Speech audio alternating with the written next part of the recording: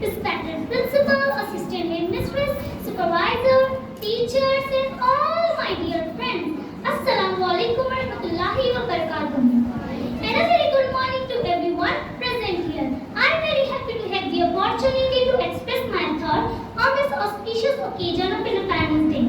Today, we are celebrating our 77th Independence Day. Friends, the story of our freedom struggle is very big and cannot be described in one day. It is a very important day for every Indian. 76 years ago, the British ruled India. They came to India on the pretext of trade and gradually took everything under their control and made us their slaves.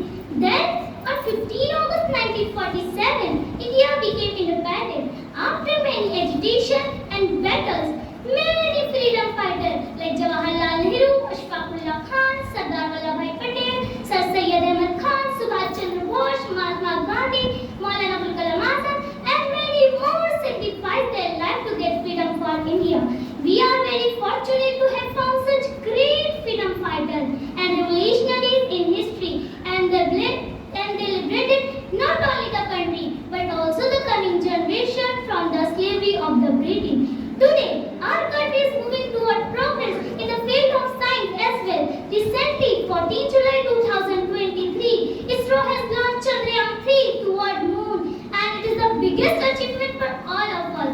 Friends, on this occasion of independence, while we are discussing the new dimension of the progress of our country, we should never forget the scene of slavery, where our great freedom fighters sacrificed their life for freedom. Thus, we all should follow the basic rule of being united so that no power can ever break us apart and we can strive toward development. On this auspicious occasion, let us take a pledge that India is a country and we are its citizens. We should always be ready to